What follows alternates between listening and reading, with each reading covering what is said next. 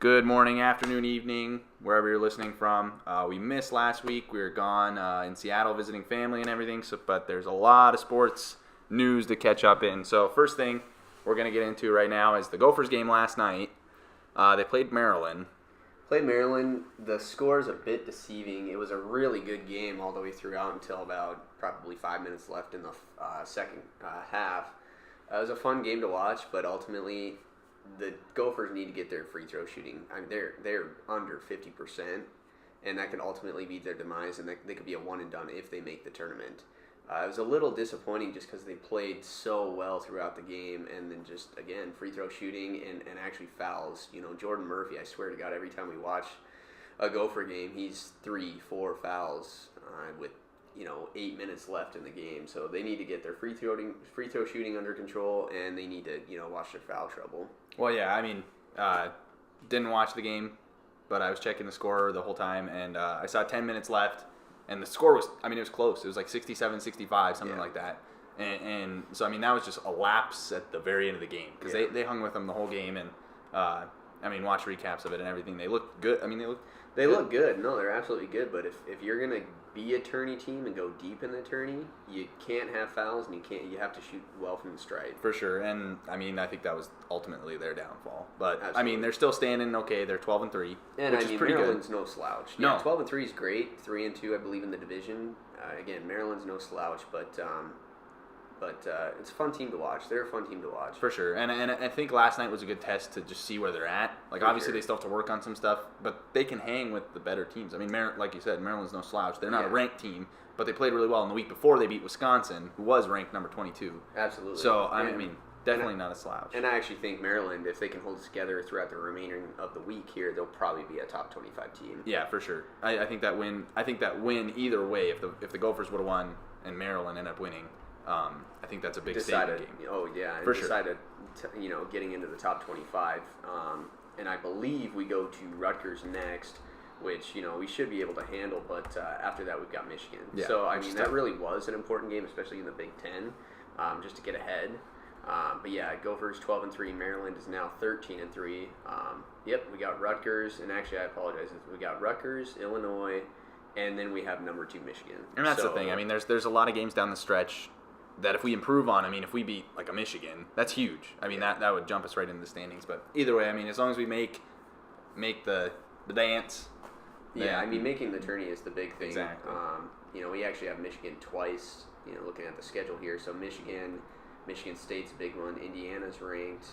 So there's going to be 3 really big games there throughout the remaining of the season.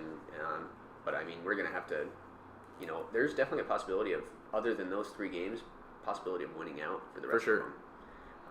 And obviously that's huge. Yeah. So now to switch focus just a little bit, we're going to talk about the Twins.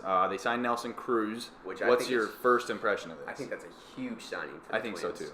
And actually, if you look at Nelson Cruz's numbers at Target Field, he dominates in Target Field.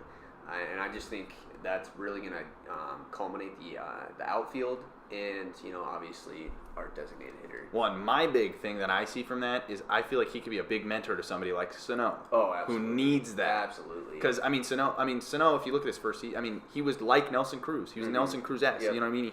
He hits in the mid-200s and then hits 40 home runs. Yeah. And I think that's the productivity we need back out of Sano if he wants to stay in. Absolutely. I think it's a great signing. And like you're saying, you touched on the point of, veteran leadership, and that's something that these Twins need, especially with Joe Mauer leaving. But I also saw that the Twins are in talk with possibly an extension for Byron Buxton. How do you feel about that? I don't know. He's the Laquan Treadwell for the Twins is my thing. He was one of these guys that when we first brought him in, we expected a lot out of him. Oh, yeah. And his defense is great. He's really fast, but his bat has just been awful. It's been so up and down because 2 years ago, I believe he, after the All-Star break, was over 300. Mm-hmm. And I believe he actually hit 15-plus home runs after the All-Star break. So, I think at the beginning of his career, he got thrown in too early. Yeah, for sure. I honestly think he should have stayed down in the minors for another 1 or 2 years probably. But I do like where he's going if he can stay healthy. And you can't teach speed and you can't teach his glove. Yeah, he's got a great glove. He is going to hold down center field. So, I mean, if he can just get the bat, even if it's up in, 260. For sure. And continues to get, 20, 30, maybe even 40 steals, I mean, that's huge for the Twins. For sure. And I mean, I just see a look from the Twins that we haven't seen in the last couple years. They're going out and actually going after guys. I forget the guy's name. He's the first baseman from the Rays that we picked up. Yeah, Logan Morrison. No. Just this year. I don't remember this. I can't remember his name. You'll have to look it up. But I think he hit like 30 home runs last year. So those are two huge guys. And then at second base, we got rid of Forsythe, which I think was a good idea. I don't think Forsythe was that great. After we picked him up from the Dodgers last year in that trade with Dozier. And we got Jonathan Scope.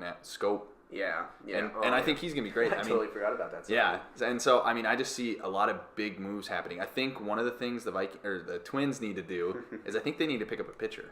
Yeah. That bullpen and the rotation has just been our downfall the last couple of years. And if you look at the way the MLB is transitioning nowadays, it's bullpen. For sure. Your starters are going 3-4 innings, especially, once you get into the playoffs. And then it's relievers. For sure. So, I mean, I like what the Twins are doing, but I've been saying this for 3 or 4 years now. We need pitching. For sure. And I hope that this is a shift that the organization is starting to spend some money. I mean, they have this brand new field, and I mean, now they don't fill the stadium. No. I mean, every time I watch a game, it's half full. If 15,000, exactly. Stands, yeah. And I mean, that's just kind of pathetic. But hopefully, this is like a shift towards actually like dedicating some money to the team. Well, and hopefully some growth here. Well, and that's the thing is we are in a division that we could easily win. Oh, absolutely. I mean, the AL Central is bad. I mean, it's wide open except for the Indians. But even the Indians, I mean, last year it's not like they had the greatest record. Yeah. I mean, they're one of those teams that if you can play well, you could beat them out. Well, and I mean, going back to the talking about Byron Buxton, I mean, our outfield defensively. Not even talking offense because Kepler really came along and Rosario has come along as well. But I mean, just defensively, Rosario in left field, Byron in center field, and then Kepler in right. I mean, that's defensively you don't get much better than that. No, for sure. I mean, and that's the funny thing. We feel like we have these defensive stars, but in the last couple seasons we've been tops in the league in errors. Yeah. So I mean, it's just, I mean, we just need players to play. So I mean, I like the direction that they're heading in. So, but So now we can move on again. We'll talk about the Timberwolves. So the Timberwolves fired Thibodeau. How do you feel about this? I think it was deserving. I mean, it's been so up and down with Thibodeau, and I don't think Thibodeau is really a well-liked coach, especially nowadays, because he's so in-your-face, loud, and that's just, as dumb as it sounds, that's not how players are, that's not how players receive it very well anymore. And I think Saunders, last night he got a win. He's 1-0 as interim. I think it's a good move for the Timberwolves. So do you see Saunders becoming the head coach, or do you think he'll stay the interim head coach and then they'll go away from I him? think we have a lot to go. We just have one game, but I think if he even posts a 500 record, I think they will sign him just with the history of Flip and then him now. I mean, I think it could be good for the Timberwolves. For sure. And I mean, what I've seen over the past couple of years is they've had a lot of talent on that team. Oh, yeah. I mean, and it just seems like they've underperformed. Yeah. Well, I mean, the season itself didn't really get off to a hot start with Jimmy Butler. So For sure. I mean, there's been a lot going on, and, if Saunders can stabilize it a little bit here, I think it could be good for the Timberwolves. For sure. So now, let's jump into the meat and potatoes. We're going to talk about the Vikings recap. So since we missed last week, we're going to go back and talk a little bit about the Vikings-Bears game. Ended in a loss, obviously disappointing. Missed the playoffs because obviously Eagles went on to beat the Redskins, dominate the Redskins. So what are your impressions from that Vikings-Bears game? It wasn't a good showing at all. No, for they sure. made us look foolish. Yeah. I mean, offensively we couldn't get anything going, and actually defensively we didn't play very well. I think they averaged over 4 yards a carry. Third down defense was terrible. I just think we went into that game almost thinking, Eagles could possibly lose, and we can lose, and we can get in, and I think, I feel like that's how the mindset was. For sure. And then obviously the offensive line, they sucked. Yeah. And that's kind of the story throughout the whole year pretty much, except for the Dolphins game, is the offensive line sucked. For sure. And, I mean, that's my biggest takeaway from that is I know that all week we talked about it, and Vikings were saying, okay, well, we just have to win this game. We control our fate. But they didn't play like that. I felt like they were scoreboard watching the whole time, and then as soon as the Redskins started getting dominated, they just shut down. Well, and I think also maybe what they were looking at is the Rams game. Yeah, for the sure. Rams are up, and the Rams were winning. By a lot. By a lot. And so maybe they were thinking, they're going to take their starters out, but the Bears played that game straight up. So For sure. And, I mean, that's just the thing. They beat us in every aspect of that game. Yeah, and I mean, if you look at it here, against the Bears, we had our lowest output. Yeah, so offensively? offensive yardage-wise. Yeah. So, I mean, you can't have that and expect to win a game. So, I mean, that's the thing, though, is like watching the game, it felt like we hung in there. The whole game, until the very end, it didn't feel like it really got out of hand. No, I mean, we were in that game. For sure. Even with the poor, offensive showing and again, the poor offensive or defensive showing as well. I mean, we were still in that game, which just goes to show you, I mean, the Bears are, offensively, they're terrible. For sure. I don't think the Bears are good at all. Well, I think once we start talking about the wild card games, we'll get into a little bit more. Yeah, definitely. But again, this game hopefully put in the mindset of, I like Rick Spielman, I absolutely do, but hopefully this puts in the mindset of Rick and the front office that it is time to either go out or draft more offensive line. For sure. So what do you think? I know we watch the game. We do the group chat with our brothers and everything like that. What do you think? I know one of our brothers was really critical of Kirk Cousins after the game. How do you feel? Like what is your impression of this? Just Kirk Cousins in general. In this game specifically. In this game specifically, I think he gets more flack than he needs to, but I think he needs to play better. Looking at his statistics, he was 20 of 33 with 132 yards and a touchdown. So, I mean, he took care of the ball, but, there's a point to where, you can call out blitzes and things like that, and that's where you see, like, Aaron Rodgers and Tom Brady, where they set up their protection specifically for these blitzes. For sure. And, I mean, obviously checks and everything like that. But, I think Cousins played all right. But, again, Dalvin Cook ran for 39 yards. For sure. And I think what we need to see from him next year is we need to see him take control like he did in that Packers game. Yeah. Where he just came alive and took... He just took the offense and made it his own. I mean, he's a great verbal leader. It'd be nice to see him as just a leader on the field. For specifically. Sure. What I liked seeing was on that fourth down play when Zimmer challenged whether it was a first down or not. Man, Kirk got livid, fired, which I like that. I mean, I like to see that. It's good to see. For sure. Granted, we still got the first down, but it was fun to see. So. I know in the last week there's been all this. I mean, every time I go on any sports outlet, you see the turmoil between Thielen and Cousins because they had that blow up on the sideline. Do you make anything of this, or Absolutely is this not. just? That's just two players playing. Well, and that's I mean, that was my first impression. I mean, how can you not be frustrated on the offensive side when you put up 10 points? Well, I think the thing is for wide receivers, I mean, their back is turn of the play 80% of the time. So all they do is they don't see the offensive line struggling. Absolutely. I mean, because Cousins can't just throw the ball up to a receiver that's not looking. I mean, they're playing routes and everything like that. You have to go to playing routes. You can't just throw the ball and expect him to turn around. I mean, that's how you throw picks. That's how you really get out of the game. And I mean, obviously, it's not good that we lost the game, but guys, towards the end of the season, you've been around each other, however long. For sure. And I mean, they're going to get away from each other. I don't see anything with that. I don't either. I see them coming together this offseason and just flourishing. Yeah, and I mean, that's going to be the nice thing is having another full offseason, which, speaking of which, talking about how bad the offensive line has been, but I mean, Brian O'Neill is going to get another full offseason. I was pleasantly surprised with Brian O'Neill. And I mean, Pat Elflein, he did not play well this year. But you got to think he didn't have an offseason, and he's coming back from surgery. No, not to mention when the rest of your offensive line struggles, that's hard to do.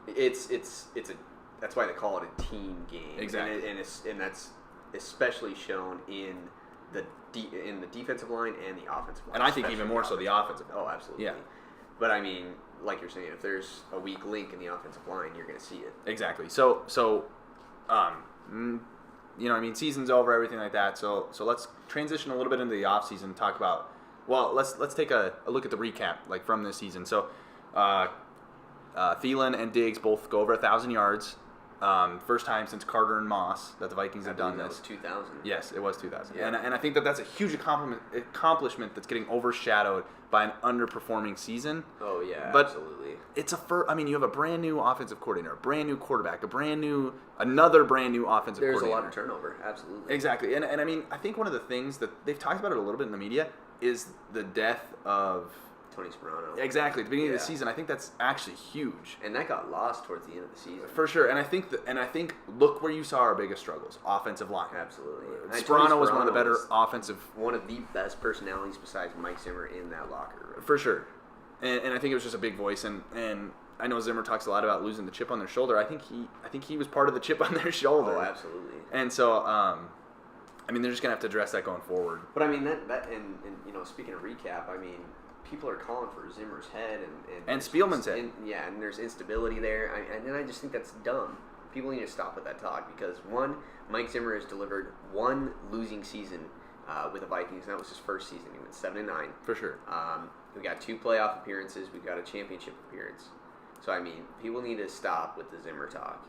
Sure. He's a great coach. I believe he's got the 6th highest winning percentage since coming into the league as a head coach. Well, and my thing is Zimmer obviously a defensively minded head coach, and we saw our defense start off terrible this year. I mean, they were almost dead. I mean, middle of the pack with most things, and we ended the season 3rd overall in defense. That's pretty fantastic. I mean, that's huge. Really good, absolutely. And I mean, we just need to find that offensive center, not the center. But you know what I mean, like what's gonna tie that whole together? And I think we have it. We just need the line to protect. And since we're speaking about offense and stability and things like that, Kevin Stefanski today is made the offensive coordinator, and I think that's where the stability is really going to come from. I think it's been 3 years in a row now that we've had 3 different offensive coordinators. Yeah, and with the stability at OC, and we got Cousins coming back. That can only increase our chances. It's really just coming down to what our front office wants to do with the offensive line. Yeah, for sure. And I think it's a big thing from Stefanski to come back or stay with Minnesota, just because I know he got a little head coach. I don't know if he ever got an option or an offer, but I know that he was being looked at seriously. Yeah, I believe he was a finalist for the For sure, he was. Yeah, I saw that he was a finalist. Was one of 2. I just think that it's huge for him to do that. So yeah, I mean, it's nice to see him come back, get a little stability there, and then he'll actually obviously have the full off season as an offensive coordinator. For sure. I mean, that's huge, and it's just nice to see since he's been with the team for 13 years now, just to see him come up and hopefully he takes this and runs with it. Yeah. So I wanted to talk to you a little bit. So since we're talking about players' performance this season, so Cousins had over 4,000 yards, 30 touchdown passes, 70% completion percentage, and 10 or fewer interceptions, which is the first time that this has ever been done by a Minnesota Viking. Yeah, and I was, when we were watching the wild card playoffs last week, it's hilarious because can't remember which broadcaster it was. I believe it was on CBS, but was talking about how Phillip Rivers had this amazing season. Phillip Rivers had 2 more picks and 2 more touchdowns, so you can pretty much even it out right there. But he said he had a great season. I think that's hilarious because I mean, how does Kirk Cousins not have a great season and put up the exact same numbers with a terrible offensive line? Well, excuse me, I misspoke. This isn't just the first time for the Vikings. This is NFL history. Yeah. So I can't believe it. I just think people look at the number and they're like, wow, the number of, the money that he is getting paid. For sure. He should be throwing 50 touchdowns or whatever, but I'll take 30 touchdowns, 10 picks, and a 70% rating, completion percentage any day. For sure. And also, if you look at Phillip Rivers, having this great season, he had a running back. Exactly. Not that we didn't have a running back. We just don't have an offensive line. Offensive line and running game. Exactly. So, and so I think, we do need to see him step up in games, but you can't put this season He's on got Kirk some Cousins. growth to do, absolutely. For sure. He's got some growth to do, and obviously just being with the team for the second year is going to help with that. But he's got some growth to do, but so far for me, his expectations have lived up. The team's expectations definitely did not live up this year, but Kirk's, he's there. He's our guy. Whether we like it or not, we've got 2 more years with him. Exactly. Or not, so. Whether you want to attribute the success or failure to him, we have him. Yeah. So we've invested this money in him. I mean, I criticizing him is not going to do anything. One, especially when he has a good season. I was refreshed when I saw these statistics. Yeah. Because in my head, when I hear everybody talking about him, it's like, how bad of a season did he really have? And he didn't have a bad season. No. I mean, the record's not even that bad. It's not Kirk had a bad season. It's the Vikings, for expectations and what we, expect from them, had a bad season. For sure. That's So now, going into this offseason, we have a lot of big questions still up in the air. So we're going to talk about the free agents here. If you want, we can go through each individual person. Yeah, I think we should go through just touch on each one. And since we're talking about the running game, Latavius Murray. For sure. I think I like Latavius, but the thing that he's come out and said is he wants to be a number one back. For sure. Dalvin's our number one back. If we could get Latavius for a decent price, I think we should retain him. Mm-hmm. But I think he will test the free agent market, and I could see him going. Well, and that's where I'm not super worried. We have two really good Mike Boone and Rock Thomas. I think they're great backups. Yeah. I really do. I mean, I don't with the way that we run, we don't need the power back. Yeah. You know what I mean? Because what I saw every time we brought in Latavius Murray this year, they loaded the box and it worked. And it was third and one. Exactly. Put in Latavius Murray and guess what? We got stopped. So. Exactly. So I don't see that as being one of the biggest ones. He's a great guy. I like Latavius Murray. He's a good team guy. I don't see him with the Vikings. Well, and the other thing that we can talk about here is Amir Abdullah. And I was thinking about that too, but I think Amir as well is going to want a place where he can be a featured back. Well, and I think salary cap wise, keep the young guys, Rock Thomas and Boone. Yeah, and they can contribute on special teams. Exactly. I don't think Amir would stay around just to kick return. Exactly. He was I think he was actually a fairly underrated offseason pickup. Mm-hmm. He didn't make some of these big splash plays, but he actually, he kind of settled down the kick returning role. For sure. So now let's talk about Anthony Barr, probably the biggest. I would say the biggest free agent for the Vikings. Absolutely. I don't see the Vikings retaining him just because number-wise. I've always been up and down with Anthony Barr. He's been good, and then sometimes you'll see him coast. He's good at what he does. What he does is not coverage. Yeah. If he's good at run stopping. Running forward kind of guy. Exactly. I think with Barr, he played some of his best football of his career towards the end of this season. I don't think he did not play well against the Bears at the end of the year. But he, looking at prices, he's probably going to fetch 12 to 13 million, and the Vikings just can't handle that. Yeah, and I mean that's the biggest thing is if he's willing to take the pay cut, maybe they can make it work. I just don't see him taking. But I don't see it. I don't see it happening. The thing I like about linebacker is we've got Eric Wilson, who played very well in Ben place of Binion. Kendricks when he was out. So I mean he's not a glaring. He's a great player, but he's not a glaring need. I don't see us resigning him. We just don't have to. I don't think that we get more with him. Absolutely, and with the cap space that we're going to try to free up, in my mind, I don't think he's not going to be resigned. And I mean, I think that's more important letting go of him than the next person I want to talk about, which is Sheldon Richardson. Oh yeah, I mean he's an anchor. He's like Linval. He's an anchor on that defensive line. I think he gives a lot more of a pass rush presence on the defensive line, and I think he should be one of our main focuses in re-signing. I think so too, and he seemed very happy with the team. He seemed to gel really well with our defensive line, and I mean hopefully we can get him at a price where we can keep him. Yeah, I mean he didn't have these glaring numbers, outstanding numbers, but for what Mike Zimmer wanted, and I think as an everyday fan, somebody that really pays attention, I think he played very well. For sure. So now let's talk about Sherrills. He's our... And, I see Sherrills being, with the Vikings forever. I think we should re-sign him just because he's been so good punt returning.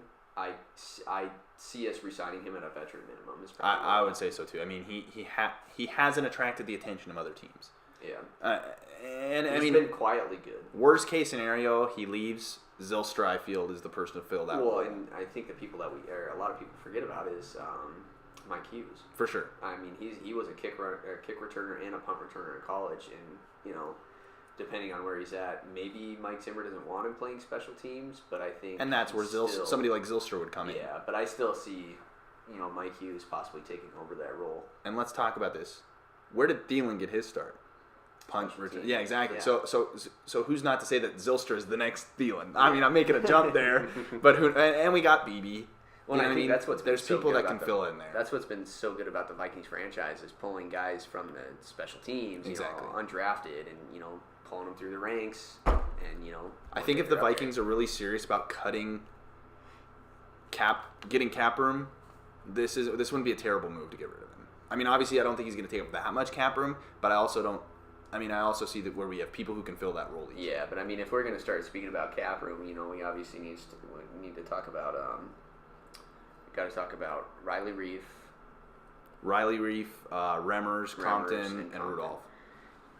I think we'll start with Rudolph just because I don't think that's going to be a huge thing. I think we may see a restructured deal from him. I don't see like a pay cut. I don't think Rudolph would ever be cut at this point. I don't think we may not re-sign him next year, but I can see a restructure from Rudolph for sure. And I mean, I don't think it'd be the end of the world. I mean, I love Rudolph. I think he's a great player and everything, but he's Minnesota in my heart. Yeah. But we drafted Tyler Compton for a reason. So I mean, and Compton plays well. He's played well. Conklin, excuse me. Yeah, but obviously, talking about Reef, I think Reef should go. I think we should cut Reef. Compton, I don't think we should re-sign, and then Remmers, yeah. Remmers is the one I see keeping. If we're gonna keep one of them, I see Remmers. I see Reef being kept. I don't know. It's tough. I mean, it's one of those things. I mean, we could speculate all we want, but that's the thing. Like, I feel like in this case, you have to keep one of them. Yeah, for sure. You can't just not re-sign Compton, not re-sign Remmers, and not re-sign. Well, there's not enough in the free agent market for us to go out. They've talked about a few names being floated, but they're either older or underexperienced. Yeah, and I'm sorry, I don't mean re-sign, but cut. For sure. Because, I mean, that could open up a lot of cap room. Yeah, and I mean, obviously a thing to look into.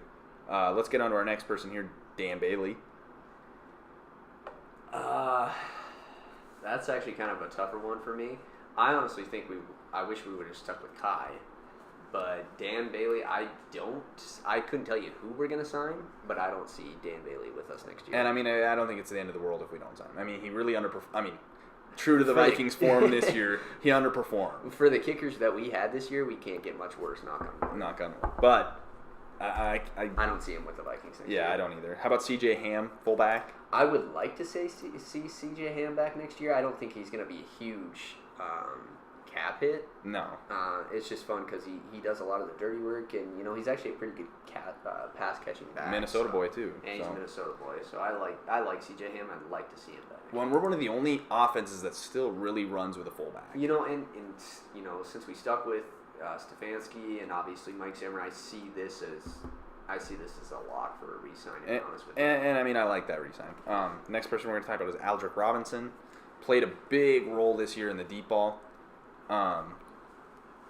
And I see us re-signing him. I think he's a good point there. But to go back a little bit on that, we're not going to eat Laquan Treadwell's contract. No, I see Robinson leaving, and I honestly Laquan don't know if staying. I see a huge turnover in the wide receiver room. I actually see us re-signing Aldrick for a veteran minimum with possible bonuses. But I mean, yes, he had a pretty big drop in the game against the Bears, but sure. 5 touchdowns and 20 catches. Yeah. I mean, that's ridiculous. The thing I like about Aldrick is Kirk and Aldrick have a great relationship. And you could see that chemistry on the field. I mean, and that's quick chemistry. Yeah. So I mean, I see them signing him for a veteran minimum. And I mean, I'd be more than happy if that happens. So last person I want to talk about is Anthony Harris. I think that's one of the bigger people that we should sign out of the entire team. He played very well. Speaking of safeties, I see Sendejo getting cut. Me too. And us signing Harris. I like that move. I think Sendejo's played well when he's on the field, but he hasn't been on the field for one, and two. Yeah. I mean, I just don't see it. I don't see what he gives us that Harris doesn't. And I think Harris is a bigger body. Harris is a big dude. I mean, Sendejo lays the punishment, but that's not how the NFL is. Nah, it's not going there anyway. You can't do it Yeah, anymore. you get fined and you get flagged, and that's 15 yards. I want this one to happen. I want Sendejo cut. Not that I don't like Sendejo, but to make the team better, Sendejo needs to be cut. Harris needs to be signed. So who who is your priority in the offseason this year? Absolute priority? Yes, of our free agents. I don't think I can nail it down to one. But Give me two then. I'll give you two. I'll give you Harris and I'll give you Shelton. That's the biggest ones retaining, and then I think Remmers needs to be cut. Yeah, and I see what you're saying. It needs to be either Remmers or Reef because we can't cut both, but one of them needs to go. I wouldn't. See, I think Compton should be the one to go. I think Compton's up though, so he should just walk. What do you think between Remmers and Reef? If I had to pick between Remmers and Reef, I think I'm going to side with you on this. I know I said it earlier that I'd probably go with Remmers, but I think I'm going to go with Reef on this one. I think I'm going to go with Reef staying. Yeah, it's a tough one because honestly, the biggest doubt that I'll have, depending on what we do on the offensive line, if we have one or both of them, that will be my biggest doubt going into next year. Well, and my biggest thing is we have to build the offensive line around Elflein and O'Neal. I think they both perform really well, so let's make that the center point of our offensive line and start trying to build around it. Yeah, I mean, Brian O'Neal played amazing. The thing about it is, and I was reading this, I wonder how you feel about it, is moving Elflein to guard, because he did play some guard, and drafting a center, depending on what the draft is. And that's my thing. I mean, it doesn't matter to me. Whatever it does to make the line exactly, whatever it does to make the line better. The only thing about it is, I mean, he was in talk for Rookie of the Year, his rookie year, Elflein I'm talking about, at center. So, I mean, it's amazing, the step back he took this year. But again, he didn't have much of an offseason. He was injured. It's going to be nice to see what he does when he comes back. For sure. So now let's move on to that. I think we recapped the Vikings season pretty well. We'll go on to the wild card now. Now the Vikings are out. Let's recap the wild card a little bit. So the first game would be Colts and the Texans. And what I saw here, I was expecting this to be a much closer game. I think this is the biggest. This is the biggest upset of the wild card round. I thought this was going to be a really fun game to watch. For sure. And I don't, being from the Vikings being in the NFC, I hate the NFC other than the Vikings, of course. I didn't mind either one of these teams moving on. But the Colts just dominated. Well, what I saw, the biggest thing, offensive line. Their offensive line looked untouchable. Well, and the rookie, I can't. His name is slipping my mind right now, but golly, he just manhandled. And I mean, Jadeveon Clowney. Yeah. J.J. Watt's on the defensive line for Houston. So I mean, that line did not play a slouch of a defensive line. No, and they played very well against them. And I mean, Andrew Luck. I mean, he's not getting touched. He's playing well. I think he should be the comeback player of the year. Oh, absolutely. I would absolutely agree with you there. So now let's go on to another game. We got Seahawks-Cowboys. This was I think this was the funniest game of the weekend. For sure. Cowboys, 24, Seahawks 22. I don't know if I saw this happening, but no, that was a fun game to watch. I said before this game started, if Ezekiel Elliott can put the Cowboys on his back, they'll win this game. And I think he did do that. And I think that's going to be the name of the game for their playoff run. For sure. And I think that this was like you said, this was probably the most surprising win, because not that I didn't think it was going to be a game. I thought it was going to be a really good game. Mm-hmm. But I did not see the Seahawks losing. They were on a roll. They were absolutely on a roll. It's nice to see them out of the playoffs. I'm happy to see it happen. Yeah. As a Vikings fan, I love to see that happen. So next one, Chargers-Ravens. This was a terrible game to start. It was, but it turned into a game. I was really looking forward to this one because Lamar Jackson, he's one of those players that, honestly, I don't want him on my team, but he's fun to watch. 3 quarters that he played was terrible. For sure. I mean, the offensive line for them didn't do well. Well, and you could hear him getting booed in the stadium. Yeah, and I mean, they were calling for Flacco. Exactly. Which is just the dumbest thing ever because, Lamar is their quarterback for the future. Why would you want to tarnish a rookie like that? For sure. But, I mean, they made this a game. It was a fun game, but ultimately I think it was a big statement for him. It was a big statement for Lamar to come back. Yeah, obviously, it ends in the fumble, which is unfortunate and everything like that, but it was a good game. Yeah, it was a good game. Now, the last one of the weekend, Eagles-Bears. This was a really fun one to watch as well. But I can't believe the Eagles missed a game-winning field goal. The Bears missed the game. And it was actually blocked. I mean, they come out with all kinds of NFL videos. actually went back and called it a block. But my biggest thing is, was it 42 yards? It was 40 yards on the dot, I believe. Was it? It was somewhere in the 40-yard range. Somewhere is easily makeable. I mean, he made the first one, piece of cake. You have to be able to get it over the line. Exactly. It's a 40-yard field. Exactly. It's not 50. If you can't kick a field goal, just punting it up. Get it up in the air. Yeah. And oh my good. I mean, that was a double doink. That was probably the most disappointing. I mean, as a Vikings fan, we can definitely show some sympathy there because we've been there. Oh, absolutely. I thought this one was regardless of what the Eagles did to us last year in the championship game, I thought this was hilarious to see the Bears beat us, take on the Eagles, and then lose by For sure. They're the ones that single-handedly put the Eagles into the playoffs. They single-handedly ruined their own season. Exactly. And my thing is what I saw is what I knew would be the downfall for the Bears. I mean, they pick off Nick Foles, what, 3 times? 3 times, I believe it was, either 2 or 3 times. 2 or 3 times. And they still can't win that game. Yeah. This is where I see the difficulty with them moving forward is Trubisky's just not that quarterback. Yeah. I don't like Trubisky. I don't either. He made a couple I think of he's good overrated. throws there, but honestly, their defense, and actually this stat, it's crazy to think that the Vikings last year were number 1 in total defense and defensive points. For sure. Eagles beat us. Yeah. Bears, number 1 in points on defense. The Eagles beat them. I think the Bears were 17 points per game. Was their number 1 this year? Yeah. We were 14 last year. 15.3. 15.3, sorry. But that's I mean, just if you crazy. think about that, that's amazing. It's a huge difference. Yeah, I mean, getting a little off topic there, but either way, it's I thought it was hilarious to see the Bears lose. For sure. So now let's talk about the divisional outlook. So the divisional game outlook. So what do we got coming up this week? Let's see. First game of the weekend is the Colts and the Chiefs. Colts are honestly, they are my pick to go to the Super Bowl. So, I mean, I see the Colts going ahead and beating the Chiefs. And, I mean, we see this because the Chiefs always get beat in the first or their first game of the playoffs. I see the Chiefs going down. I see the Chiefs going down too, but because their defense is so bad. Yeah. Their defense is so awful.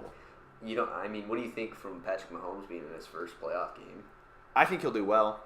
Yeah, I think I've been a he'll do doubter well as of well. his from day one, and Oh, you can attest to this. Yeah. But he's really impressed me, and he's played really well. I think he'll have a really good game, but I think that their defense is going to let him down. It's going to be a high-scoring game that the Colts win. Yeah. Yeah, I think the Colts are honestly one of the most complete teams, hottest teams going, into the playoffs right now. For sure. And like we were talking about, their defense isn't awful. It's not on the Chiefs level. No, absolutely. And actually the Colts are, decent on defense. Yeah. Next one here, Cowboys and the Rams. I'm going to take another upset here. If the Cowboys can put it on Zeke's back, like we were saying, I think that Cowboys actually run all over the Rams here. And I agree with you on this one, but I can't agree with you on everything. So I'm going to take I'm just going to go ahead and take the Rams on this one. I think I could see Goff coming out and having a good game. I mean, he's had a couple tough weeks there at the end of the season. I just think they're not hot right now. I don't either. They peaked at the wrong time. People are kind of catching on. The only way I think the Rams have a chance in this is if Aaron Donald plays very well against the run. And they take advantage of home field advantage. Yeah. So, but I mean, even that, there's not much home field advantage in LA right now. For sure. So, next one is the Chargers and the Patriots. I would love to continue taking the underdog. Holy cow. But Patriots are the Patriots, and I think the Patriots. I don't see anybody beating the Patriots in the AFC. If you look at the QB's records against Aaron Rodgers, none of them have a win against him. Against Tom Brady. Yeah. Phillip Rivers is 0-7 against him. Yeah. Not only that, but he's going to play in Boston. Yeah. I don't see. It's tough to win in Foxborough, especially in the playoffs. I think there are teams that can beat the Patriots, but I don't see the Chargers winning this one. Me either. Last one here is the Eagles and the Saints. A lot of people are picking the Eagles just because it's a popular one right now, and Foles Magic and everything like that. But this is going to be in the Mercedes-Benz Superdome, so I mean, which is one of the loudest stadiums. It's one of the best home field advantages in the. I see the Saints mopping the floor with them. I don't know if I'd put a number on this one here, but I do see the Saints winning this one. I'm gonna put a number on 41-0 or 41-7. 41-7. Well, I'm pretty sure that's pretty close to what the score was when they last played them. And if you look at them, look at the performance that Foles had last week. It's not Foles Magic that's getting them to the playoffs. Yeah, it's not getting them through. That was a heavy defensive game. And they missed. They had the win. Yeah. They missed the field goal. Yeah. I mean, that's not Foles. I don't think that's Foles Magic. I see the Saints mopping the floor with them. Drew Brees is unstoppable this year. Yeah, I mean that's it. So now we've been asking you guys to email in questions. We got a couple here. So this is from Dan in Bemidji, Minnesota, and he asked the impressions of Kirk Cousins from the season. You know, we touch on this a lot, and I think we get, fairly livid about it just because he gets so much flack. But I would say overall, Kirk Cousins played a pretty well season. For sure. Don't hang up your Cousins jerseys or start burning them yet. I mean, I think that he's one of those guys that, I see a bright future with him. Absolutely. And again, he's got some things to work on. The Vikings have some things to work on. For sure. But I think overall he played very well. So overall point, don't give up. So now we're going to talk about the main focus for the Vikings in the offseason. This is from Ryan in Seattle, Washington. Figuring out the offensive line. I think everybody will say this. It's figuring out the offensive line. We've got backups and keys on the defense. I want Richardson back. I want Harris signed. But it ultimately is going to come down to our offensive line. And I think the biggest focus for the Vikings is we have our defense. We got to shift and start putting some. We got to put some focus into that offense. Put money into the offense a little bit now here into one piece, but focus has got to be on the offense this year.